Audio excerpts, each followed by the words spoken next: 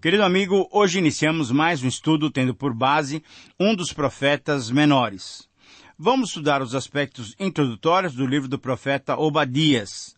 Você que tem nos acompanhado sabe que temos dedicado sempre o programa inicial de cada livro bíblico para estudar esses aspectos que nos dão o contexto e todos os detalhes que cercam o livro bíblico e o seu autor. Fazemos isso porque, ao conhecermos o contexto do livro, do autor, dos destinatários, da época e do local de onde e para onde foi escrito, temos melhores condições de entendermos o texto inspirado para então podermos aproveitar de modo completo a mensagem que Deus quer que aprendamos. Vamos então olhar para os aspectos introdutórios do livro do profeta Obadias. Primeiramente, vamos considerar a questão da autoria. O nome Obadias significa servo de Deus ou adorador de Yahvé. Esse é o significado no hebraico, adorador de Yahvé ou servo de Deus. Esse nome expressa o caráter da pessoa que o tem, conforme o costume lá do Oriente Médio naqueles dias, quando colocavam um nome de acordo com o desejo pessoal dos pais. Obadias, na verdade, é um nome bem comum no Antigo Testamento e encontramos várias referências desse nome.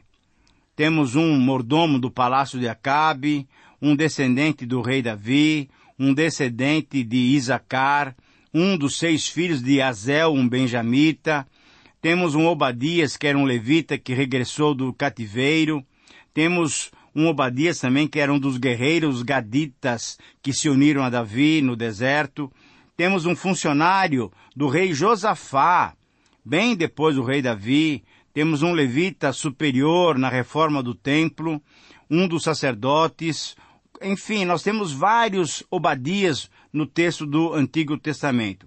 Mesmo com tantos personagens com esse mesmo nome, é difícil querer identificar um deles com esse profeta que estamos iniciando o estudo da sua profecia hoje.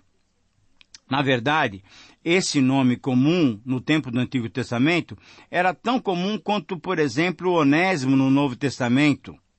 Certamente, esse era um dos personagens do Antigo Testamento, mas esse era um homem especificamente, o profeta chamado por Deus. Em relação a esse profeta, temos que notar que no texto bíblico nós não temos nenhuma referência pessoal sobre ele, nem tampouco alguns dados que possam ser usados como alguma inferência. Existe, porém, uma tradição rabínica do Talmud da Babilônia que identificava esse autor como mordomo, o oficial do palácio do Reino do Norte, do Reino de Israel, nos dias do rei Acabe. Mas não há também muita base histórica para esse posicionamento. Entretanto, devido ao fato de que Obadias focaliza Jerusalém, é possível que o profeta que escreveu fosse um judeu, assim também como foi um judeu o redator final do livro. Um outro aspecto que devemos considerar é a questão da data. Por causa da imprecisão em relação à autoria, a questão da data também é de difícil definição. Nós temos pelo menos 2 teorias possíveis. Muitos adotam a data pós-exílica do ano 586 com base numa vaga referência ao Salmo 137, versículo 7, e a possível citação de Jeremias 49, 7 a 22.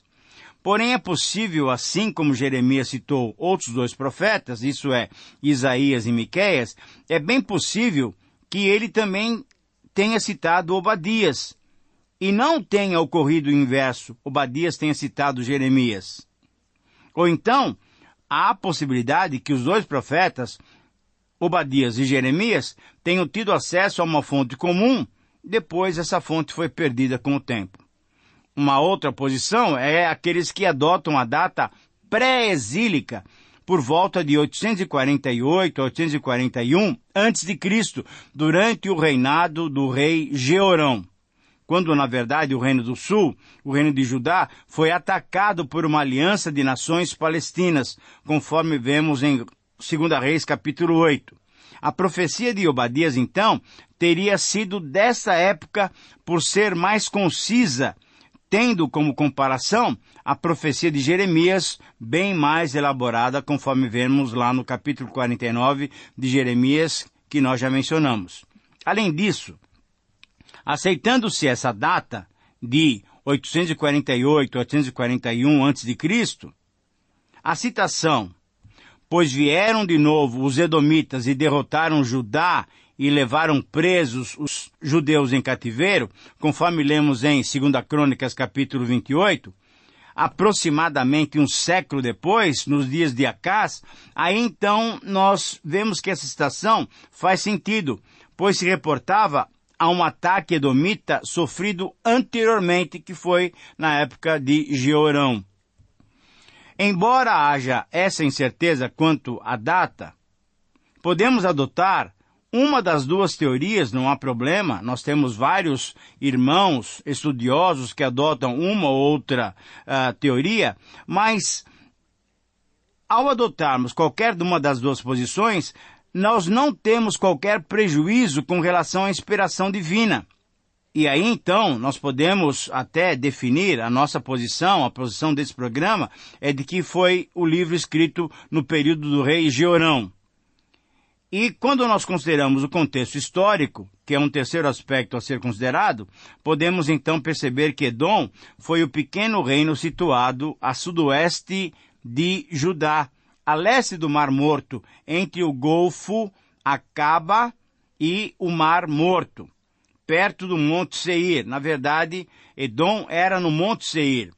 Pelo difícil acesso que as montanhas provocavam, os seus habitantes ficaram orgulhosos, sentiam-se bem seguros. Edom, então, era constituído pelos descendentes de Esaú.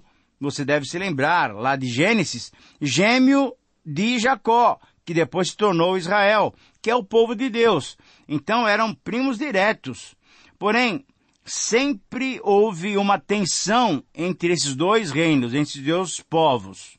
As relações entre Jacó, depois Israel, e Edom sempre foram hostis. Historicamente, a rivalidade começou desde cedo, quando Jacó enganou seu irmão tomando-lhe a bênção da primogenitura, embora esse a tivesse desprezado. E continuou quando os dois se separaram, depois de terem passado muito tempo longe, quando eles se reencontraram, conforme Gênesis 32. Esse conflito foi ampliado nos dias em que Israel, depois de sair do Egito, ele marchava em direção à terra prometida, mas foi impedido por Edom de atravessar as suas terras. Na verdade, o que a gente percebe é que havia ódio entre os dois povos.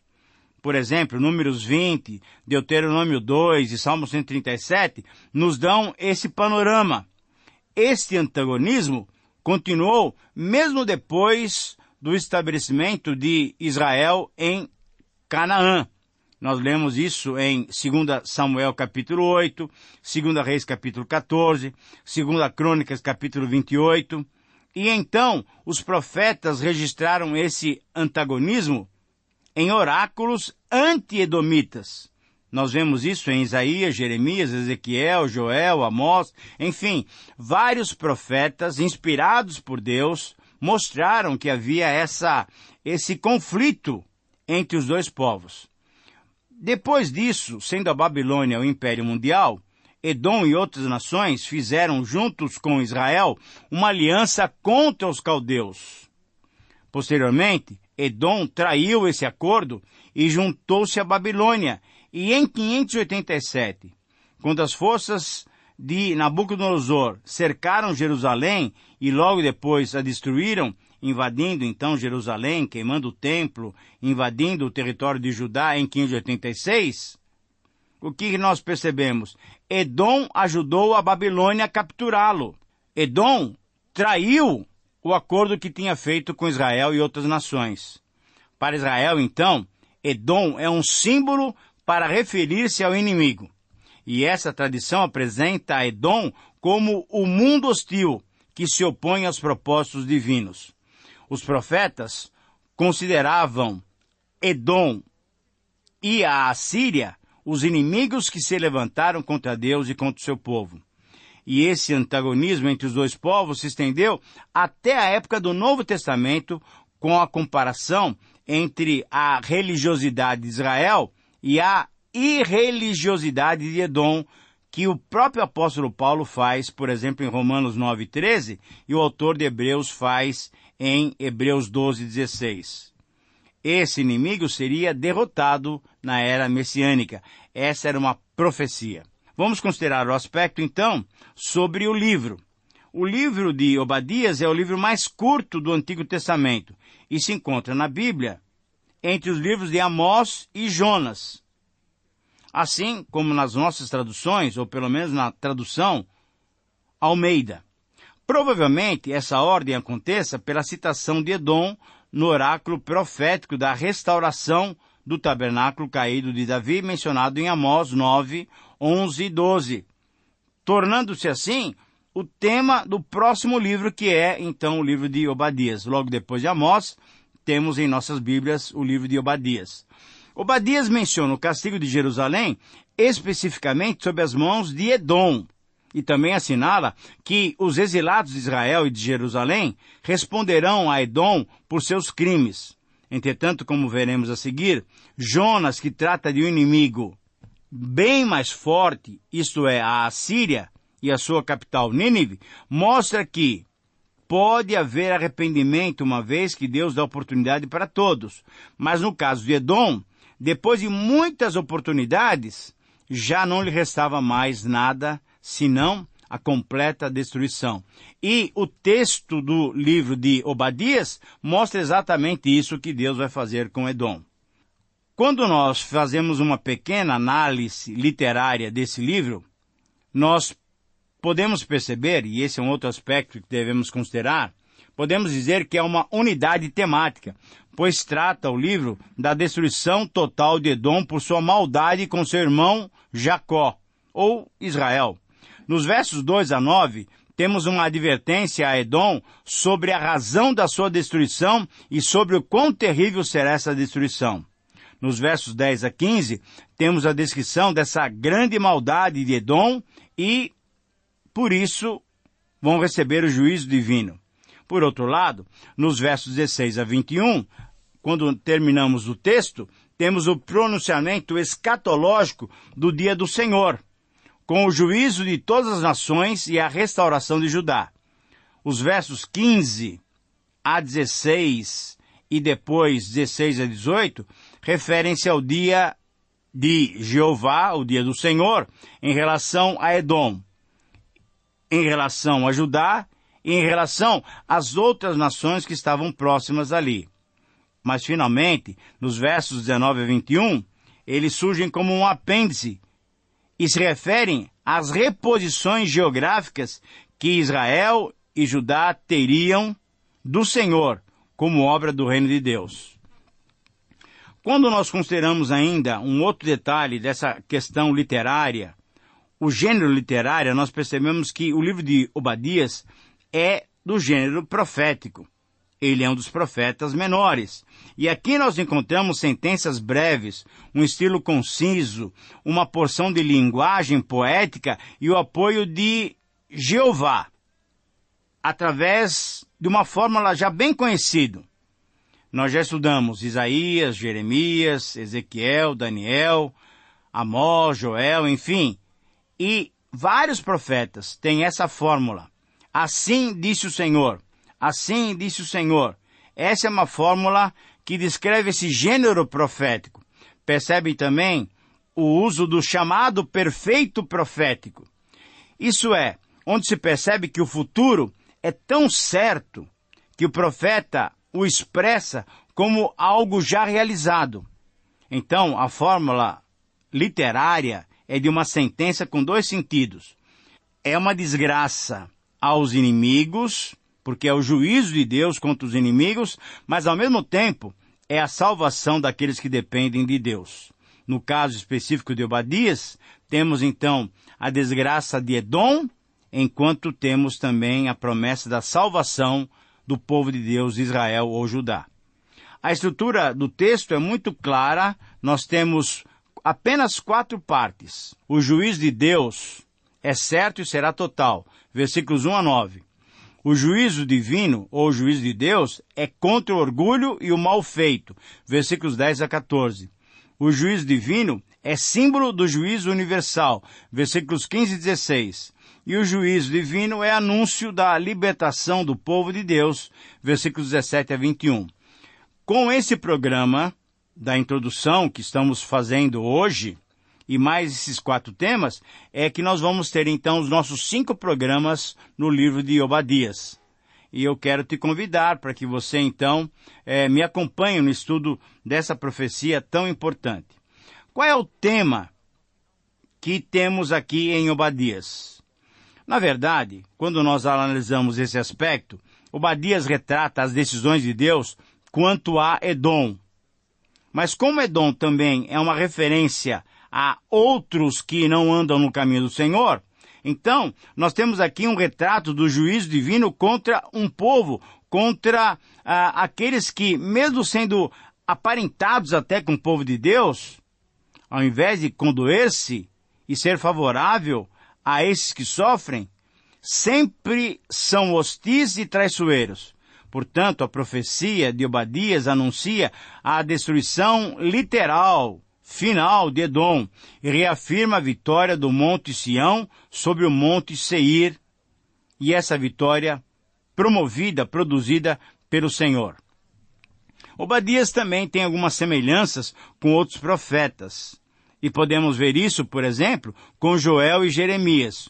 Obadias e Joel são relacionados da mesma maneira. Dessa maneira, por exemplo, temos Obadias 11 com Joel 3, Obadias 15 com Joel capítulo 1, Obadias 16 com Joel capítulo 3 também, Obadias 18 com Joel 2. Enfim, nós temos bastante relacionamento entre Joel e Jeremias.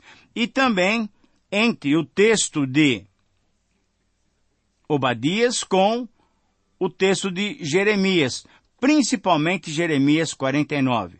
Se você tiver condições depois um dia, leia o texto de Jeremias 49 e compare-o com a profecia de Obadias. Muito bem, nesses textos, tanto em Joel como em Jeremias, nós encontramos uma frase que se destaca. Aonde? Nos profetas, em que eles anunciam o dia do Senhor. O dia do Senhor relacionava-se em suas origens com as manifestações vitoriosas de Yahvé em favor do seu povo Israel. Sem dúvida, nos profetas, o dia de Yahvé, ou o dia do Senhor, se tornou um dia de castigo, de visita, da ira de Yahvé contra o seu povo de Israel. Por quê? Porque era um dia de juízo contra o povo de Deus, que andava completamente longe de Deus. Mas era um dia de juízo também contra os inimigos de Israel. Sem dúvida, nos contextos de dominação estrangeira, o tema era positivo para Israel, mas era negativo para as nações ímpias, para as nações gentias. Porém, esse dia do Senhor, os profetas começam a mostrar para o povo de Deus que também traria juízo para aqueles que do povo de Deus não andassem nos caminhos do Senhor. Já no Novo Testamento, o dia do Senhor se vê sob o prisma escatológico de Deus e em relação à segunda vinda de Jesus Cristo. Na verdade, o dia do Senhor começa com a vinda do Senhor Jesus e vai terminar com a volta do Senhor Jesus. Sobre o povo de Edom, nós temos que também destacar, porque ele é o foco dessa profecia. Esse é um aspecto a ser considerado. Na Bíblia se usam vários nomes próprios para se referir a Edom. Então, nós temos o nome Seir, que é a principal montanha da terra de Edom, tá? Depois temos também o nome Temã, que é a parte sul de Edom. Quando você ler e encontrar o nome Bosra e Sela, são duas principais cidades de Edom. Então, são vários nomes que nós encontramos que referem-se ao povo de Edom. E esse povo, então, é o povo que é profetizado como tendo um final, porque o juízo de Deus recaiu contra o orgulho deles e contra o mal feito deles para com Judá. O que nós temos ainda sobre os temas teológicos de Obadias merece apenas 3 destaques, mas são importantes. O juízo de Deus, que é anunciado como o dia de Iavé. A destruição dos inimigos do Senhor. E aqui em Obadias, essa destruição é simbolizada na destruição de Edom. E a soberania do Senhor. E essa soberania sobre todo o universo é apresentada aqui desde o início até o final do livro, mostrando que o Senhor é o Rei das nações.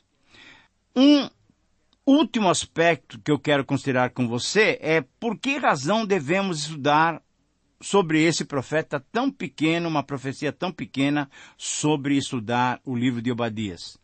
Todos nós, querido amigo, já sofremos injustiças. Quando nós estávamos abatidos, enfraquecidos, nós gostaríamos de uma palavra de conforto, de esperança, mas talvez um amigo, até mesmo um parente, se aproveitou dos nossos momentos de fraqueza, causando-nos maior abatimento. Quando estudamos Obadias, nós vamos ver que Deus cuidará de injustiças como essa que nós muitas vezes temos sofrido. Por isso, o meu convite é para que você preste atenção, me acompanhe nesses 4 estudos, mas nós teremos lições muito proveitosas para a nossa vida quando estivermos passando por situações muito delicadas. O nosso Deus está cuidando sempre de nós. Que o Senhor te abençoe, o meu convite é reforçado e até o próximo programa, ainda estudando Obadias.